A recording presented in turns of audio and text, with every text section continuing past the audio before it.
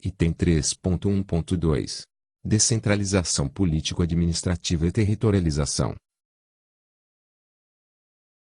No campo da assistência social, o artigo 6º da LOAS dispõe que as ações na área são organizadas em sistema descentralizado e participativo, constituído pelas entidades e organizações de assistência social, articulando meios, esforços e recursos, e por um conjunto de instâncias deliberativas, compostas pelos diversos setores envolvidos na área. O artigo 8º estabelece que a União, os Estados, o Distrito Federal e os municípios, observados os princípios e diretrizes estabelecidas nesta lei, fixarão suas respectivas políticas de assistência social. A política de assistência social tem sua expressão em cada nível da federação na condição de comando único, na efetiva implantação e funcionamento de um conselho de composição paritária entre sociedade civil e governo, do fundo, que centraliza os recursos na área, controlado pelo órgão gestor e fiscalizadas pelo conselho, do plano de assistência social que expressa a política e suas inter-relações com as demais políticas setoriais e ainda com a rede socioassistencial. Portanto, conselho, plano e fundo são os elementos fundamentais de gestão da política pública de assistência social. O artigo 1º da LOAS coloca, ainda, que as ações das 3 esferas de governo na área da assistência social realizam-se de forma articulada, cabendo a coordenação e as normas gerais à esfera federal e a coordenação e execução dos programas, em suas respectivas esferas, aos estados, ao Distrito Federal e aos municípios. Dessa forma, considerando a alta densidade populacional do país e, ao mesmo tempo, seu alto grau de heterogeneidade e desigualdade socioterritorial presentes entre os seus 5.561 municípios, a vertente territorial faz-se urgente e necessária na Política Nacional de Assistência Social.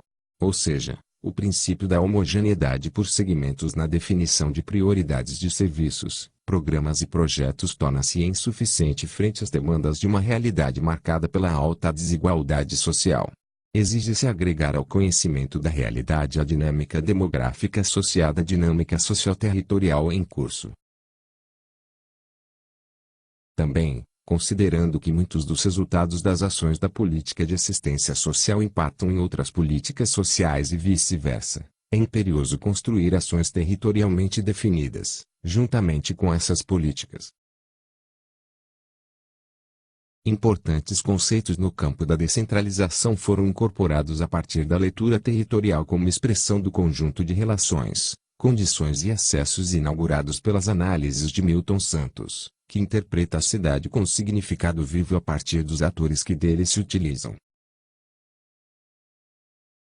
Dirceu afirma que os direcionamentos das políticas públicas estão intrinsecamente vinculados à própria qualidade de vida dos cidadãos. É no embate relacional da política pública entre governo e sociedade que se dará ratificação ou combate ao processo de exclusão social em curso. Pensar na política pública a partir do território exige também um exercício de revista à história, ao cotidiano, ao universo cultural da população que vive neste território. A perspectiva de totalidade, de integração entre os setores para uma efetivação pública. Vontade política de fazer valer a diversidade e a inter-relação das políticas locais, 2003-25. Nessa vertente, o objeto da ação pública, buscando garantir a qualidade de vida da população, extravasa os recortes setoriais em que tradicionalmente se fragmentaram as políticas sociais e em especial a política de assistência social. Minicuti, 2002, afirma que o novo paradigma para a gestão pública articula a descentralização e intersetorialidade, uma vez que o objetivo visado é promover a inclusão social ou melhorar a qualidade de vida, resolvendo os problemas concretos que incidem sobre uma população em determinado território. Ou seja, ao invés de metas setoriais a partir de demandas ou necessidades genéricas, trata-se de identificar os problemas concretos, as potencialidades e as soluções, a partir de recortes territoriais que identifiquem conjuntos populacionais em situações similares, e intervir através das políticas públicas, com o objetivo de alcançar resultados integrados e promover impacto positivo nas condições de vida. O que Aldais Esposati tem chamado de atender à necessidade e não o necessitado. Dessa forma, uma maior descentralização, que recorte regiões homogêneas, costuma ser pré-requisito para ações integradas na perspectiva da intersetorialidade. Descentralização é efetiva com transferência de poder de decisão, de competências e de recursos, e com a autonomia das administrações dos microespaços na elaboração de diagnósticos sociais, diretrizes, metodologias, formulação, implementação, execução, monitoramento, avaliação e sistema de informação das ações definidas, com garantias de canais de participação local.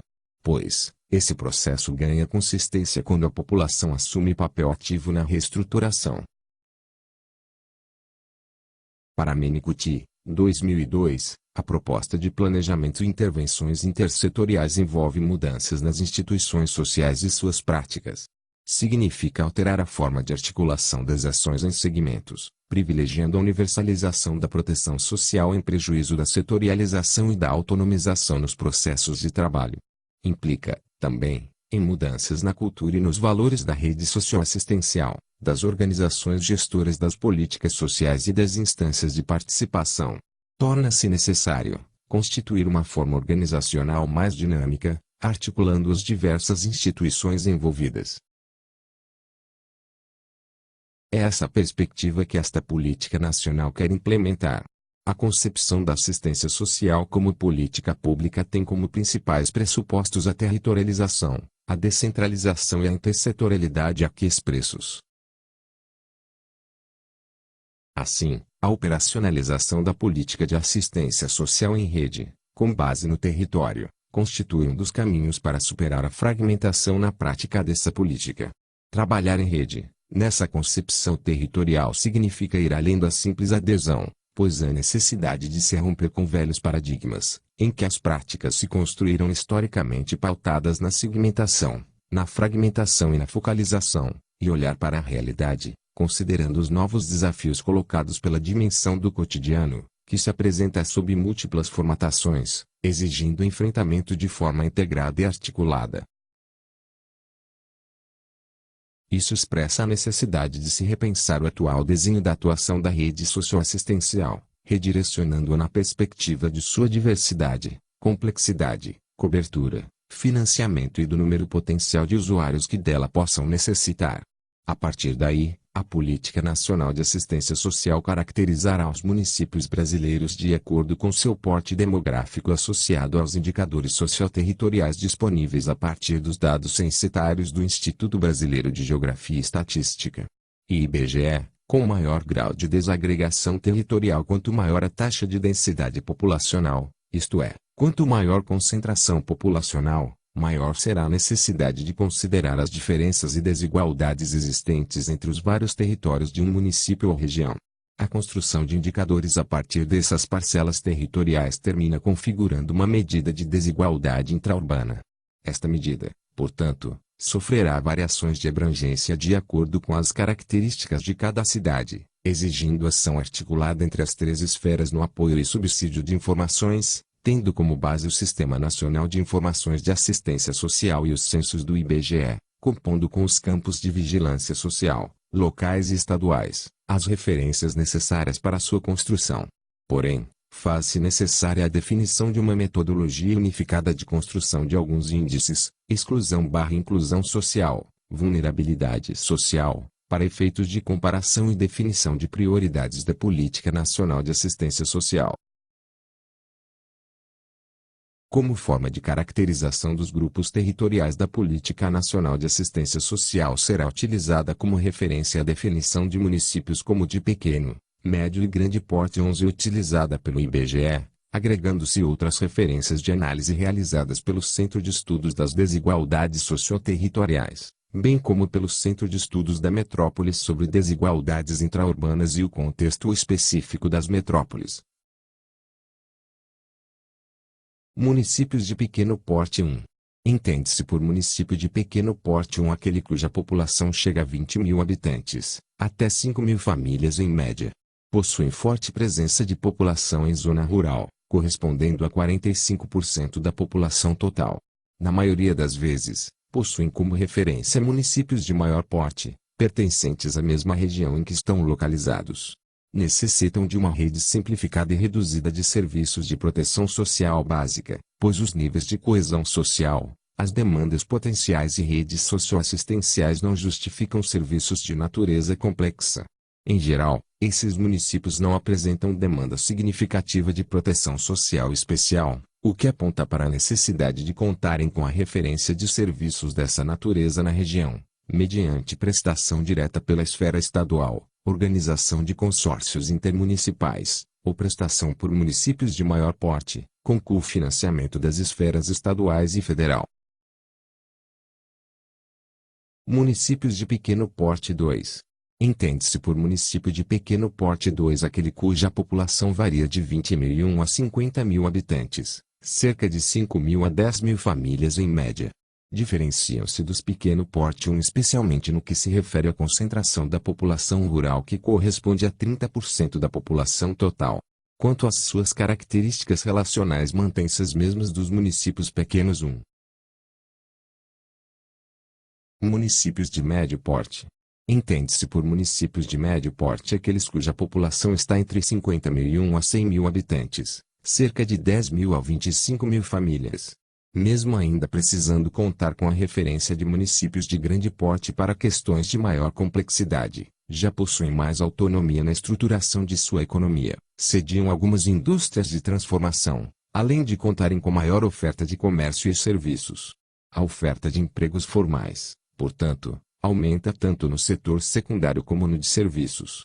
Esses municípios necessitam de uma rede mais ampla de serviços de assistência social, particularmente na rede de proteção social básica. Quanto à proteção especial, a realidade de tais municípios se assemelha à dos municípios de pequeno porte. No entanto, a probabilidade de ocorrerem demandas nessa área é maior, o que leva a se considerar a possibilidade de sediarem serviços próprios dessa natureza ou de referência regional, agregando municípios de pequeno porte no seu entorno. Municípios de grande porte. Entende-se por municípios de grande porte aqueles cuja população é de 101.000 habitantes até 900.000 habitantes, cerca de 25.000 a 250.000 famílias. São os mais complexos na sua estruturação econômica, polos de regiões e sedes de serviços mais especializados.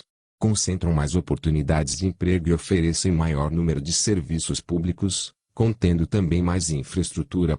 No entanto, são os municípios que por congregarem um grande número de habitantes e, pelas suas características em atraírem grande parte da população que migra das regiões onde as oportunidades são consideradas mais escassas, apresentam grande demanda por serviços das várias áreas de políticas públicas.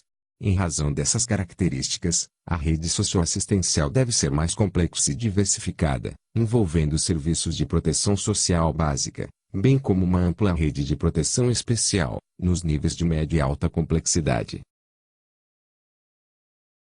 Metrópoles. Entende-se por metrópole os municípios com mais de 900.000 habitantes, atingindo uma média superior a 250.000 famílias cada. Para além das características dos grandes municípios, as metrópoles apresentam o agravante dos chamados territórios de fronteira, que significam zonas de limites que configuram a região metropolitana e normalmente com forte ausência de serviços do Estado. A referida classificação tem o propósito de instituir o Sistema Único de Assistência Social, identificando as ações de proteção básica de atendimento que devem ser prestadas na totalidade dos municípios brasileiros e as ações de proteção social especial, de média e alta complexidade, que devem ser estruturadas pelos municípios de médio, grande porte e metrópoles, bem como pela esfera estadual, por prestação direta como referência regional ou pelo assessoramento técnico e financeiro na constituição de consórcios intermunicipais. Levar-se-á em conta, para tanto, a realidade local, regional, o porte, a capacidade gerencial e de arrecadação dos municípios, e o aprimoramento dos instrumentos de gestão, introduzindo o geoprocessamento como ferramenta da política de assistência social.